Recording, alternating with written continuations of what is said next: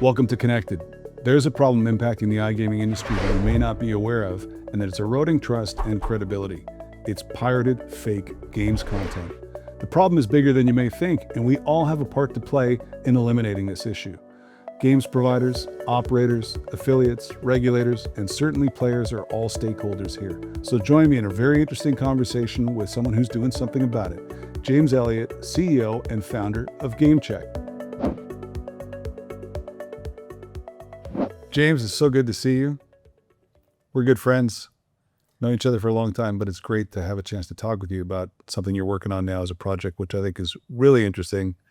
I didn't appreciate how big an issue there was with game legitimacy and game piracy in the industry. So it's really interesting to have you on Connected today to talk about GameCheck. Thanks, Ashley. Yes, it's quite funny for us being in the studio together, just having this kind of conversation. Normally we're having a beer or something else. So, but anyway, it's a pleasure to be invited here and to be a part of this podcast. Yeah. And I'm really looking forward to tell you all about what GameCheck does and the problem it's looking to solve. Okay, so simple enough. Let's start there. What is GameCheck and why does the industry need it? I think it's best if we start off by me telling you how GameCheck came about. One of the problems that you probably know that I used to work at NetEnt, and I've also worked on the operator side. But when I was on the B2B side, one of the problems that we were experiencing at NetEnt is that many organizations, to be illicit organizations, were trying to copy our content and offer NetEnt games.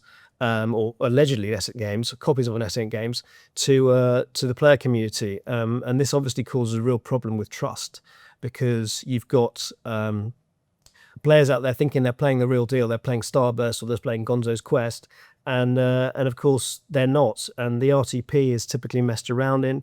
They don't get their winnings, and it's generally bad for the reputation of not just that particular game provider, but the gaming community at large. People are putting their money in and they're not winning, and they're asking why. They think it's the fault of the casino. I had no idea this was as prevalent as it is, as you've enlightened me to, and that has driven you to set up GameCheck to try to clamp down on it. It's not, this I thought was at the periphery of the industry, but I think there is. It's such as a digital product, so easy to replicate a game from appearances only that would fool an unsuspecting consumer into believing they're playing the real thing. And it's not just a matter of that operator maybe taking advantage of better commercials by having pirated content, but they're modifying the RTP so the player's not even getting a proper experience. That's probably where the real harm is happening. It is where the harm's happening, and again, it's a little bit more prevalent than we might initially think. So I was aware of game piracy as something that was happening at the periphery of the industry, but I didn't realize how big a problem it has grown to become. And from the unsuspected consumer, it's almost impossible to tell on the graphics level if a game is legitimate or not. I think it's whether you're playing the official game or you're playing a pirated game, it's difficult to tell without something such as what GameCheck is setting out to do to provide evidence of legitimacy of the game content. But you'd think the victim here, the initial victim, might be the game supplier, who is being cheated of revenue that they might have from an operator, or an operator who's just trying to get better commercial terms by having a fake game. Yeah. But it actually impacts the consumer because these games don't have the same RTP. They don't play the same way. The customer is being cheated, and that hurts integrity. Have I captured the problem? That is the problem, actually, and it all goes down to the trust in the game provider themselves. As you say, it is becoming more increasingly possible for people to use AI to copy games. Anything that has value that can be copied will be copied. Counterfeiting is not new. Counterfeiting exists in many parts of in everything that has value, from expensive works of art to even to fashion or to even currency itself. And of course, people will try and do what they can to copy things. As every game is playable publicly on the internet, it's easy for someone to be able to clone that. And it's for that reason that GameCheck has decided to create the effectively two things, really, which we'll go on to later. But it's looking to create a seal which allows people to authenticate whether the game is genuine or not. So this is aimed at the consumer, a seal that is displayed on the operator's website that confirms that that operator has been audited to be offering only legitimate, authentic games content from the official supplier of that game. Let me tell you about the seal. The seal is, let's start with the beginning. The GameCheck set out initially to investigate sites where we had become aware that fake content was being offered.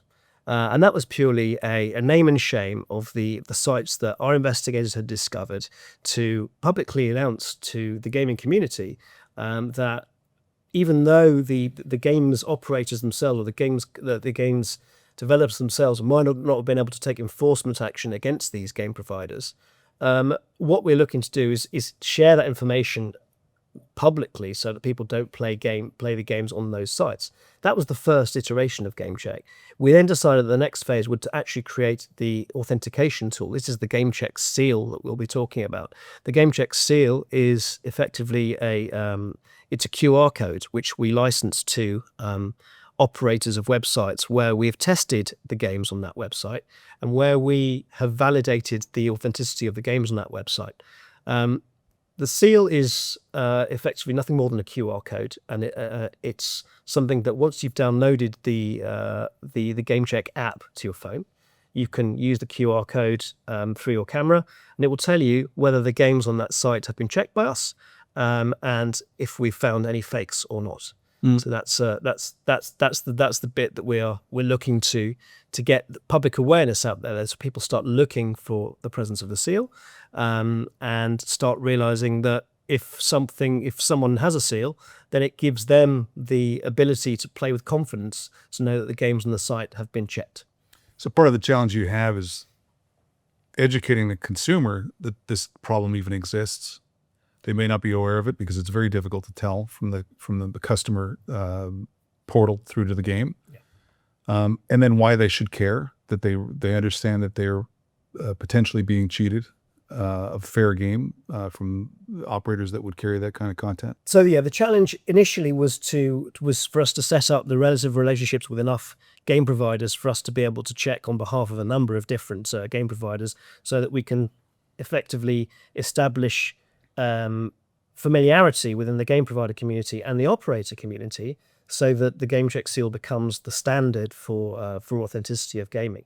But the other point for us is to get consumers, get players to look at our site, to check before they play, to go on and look at our directory to see if, first of all, if the site they want to play on has been checked by us, if we've verified the games. That will give them the peace of mind that they'll need before they part with their money and they make the deposit. So that's the first step. And the second step is to have the GameCheck seal, which again we want the player community to stop looking for in order to be able to verify the fact the games they're playing have been tested by us. Okay, if I'm an operator and I'm not licensing any pirated content, all the games I get from the actual supplier, the actual creator and IP owner of that game. And I may have strong brand goodwill and integrity behind the brand that I've built in the industry. Why should I participate? I may not feel I'm part of the problem. I think this is the beginning. This is one of the tools that the operators should be using in an attempt to create trust with the customers. I think you'll remember back in sort of the late 90s, I think, the game testing houses were first established. Companies like Ecogra, iTech Labs, they were established to test the actual games were performing in accordance with the game maths that they were supposed to be performing. And that was a very important phase in at a time when people weren't familiar with online casinos. And I remember there's a lot of scaremongering going on, saying don't play on an online casino because these games are rigged. These games won't go and give you a winnings. And that was a very important part in developing trust in the online gaming community at that phase when online gaming was nascent. This is another stage, and this is where we're looking now to create, because fake and pirating of games has become more of an issue. This is another tool that operators should be thinking of having in order to be able to help create that trust in their sites. So yes, it's true. The big casinos, the big brands that people already recognize, that it's true that people would not suspect them of having fake games, but at the same time, if people can become familiar with the GameCheck seal, and this is something we're looking to get operators to display on their sites, it will create that watermark, that sort of standard that people will want to look for, and it will help. In my belief, it will help drive out the black market, because I think the operators in the black market, the guys with no qualms about ripping off their customers, they will be the ones that won't be able to get the seal, and it will help consumers to decide where they want to spend their money. Yeah, I was thinking about this after you told me about GameCheck. I was thinking about, well, probably the most important participants are going to be the ones that aren't part of the problem per se. The operators who have established brands with goodwill with customers may not see the value immediately in their participation. But the more I thought about it, I thought, well, what you really want to do is unmask who are the rogue actors in this, and they're not eligible to participate. So to expose their ineligibility, there has to be wide participation amongst those that are offering only legitimate content to their customers. So it's a problem that impacts the entire industry, undermines legitimacy across the board for any customer out there looking for somewhere to play and choosing a new operator to play with. And every operator is trying to acquire new customers. So no matter how big your business, you're always involved in new customer acquisition. So anything that undermines credibility with the consumer, you're a stakeholder in. And we can't put badges on the bad actors. So the only way to have them be identified is by their lack of a badge of being a good actor. At least that's where I got to in thinking about it. Okay, so it's also important for marketing partners, I would think. If I was affiliated with an operator and I'm sending them traffic, the game seal is another marker that I'm dealing with a straight shooter. And I suppose, as an affiliate promoting a casino, your first thought might be, well, I don't care if their games are legitimate or not. If their games weren't, there might be more money for me to earn in the rev share equation. But I think the question there is, if an operator is prepared to cheat the customers, they're probably prepared to cheat everybody they do business with, and it's not a good place for you to put your traffic and attention. So there's really many stakeholders, right? There are, and again, we've been talking to affiliate sites. One of the things that I think affiliate sites have actually approached us directly about is they're already rating online casinos for their ability to their bonus fairness of their bonus terms and conditions, their speed of paying out of winnings, the trust that the site already has. And the bit that they've actually asked us to do is to help them to understand if these games, if any games are fake on those sites. It's an extra criteria upon which they can score their sites. Having said that, if they can even identify one game that's fake on that, it shows that the operator themselves is not to be trusted. If these sites are willing to have fakes on there, it goes to the root of their integrity, and that's one of the things that that casino rating sites are actually very keen to get from us, is that element of that extra element for their reviews. The other thing I thought was interesting when we were talking about earlier was, it's not necessarily all or nothing in that an operator either has fake content or they have legitimate content. And there's a risk to customers that an operator has legitimate content and fake content. So you're not checking just once. Your team is checking all the time. Yeah, unfortunately, actually, some of the operators out there have got wise to not just us, but to the suspicion that they might have fakes on there. And some operators have actually been known to switch between genuine games and fake games, depending on which players are on side, what time of day they are, how involved they are in that particular game session, and the player wouldn't actually know. So one of the things that you'll find is that maybe a VIP suddenly decides to start playing heavy stakes, and all of a sudden their games get switched and they wouldn't know. So the important thing for us is that we're always monitoring the sites. We don't just go in and check the site once a day. We have the ability to look at when the game sessions are in, and actually go quite deep into the game sessions. to be able to verify it. And our tools do verify the sites on a regular basis. We're currently monitoring about 26,000 URLs a month. So it's Sorry, 26,000. 26,000 URLs a month. Yeah. I had a look at the GameCheck site too as well. When you look at an operator there, it shows you the history of how frequently you've checked and audited their site.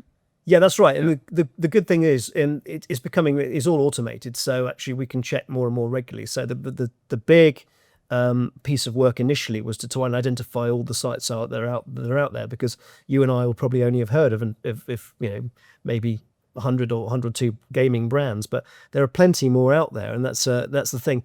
We're looking at all different markets. We're looking at LATAM. We're looking at Asia. We're looking at so we are monitoring sites all over the world, and that's the bit that that once we've got the once we're aware of the site's existence, then we're able to continue to monitor those sites. Okay, so technically, then, how does an operator participate? What does it mean, the user experience for the end consumer, and how heavy a lift is it for an operator to enroll in GameCheck and be certified? For an operator, it's very easy. You come to the GameCheck site, click on the GameCheck seal, sign up. There's some terms and conditions that you have to accept, and then we'll provide you with the seal that is unique to your URL, and that will be there for you to use.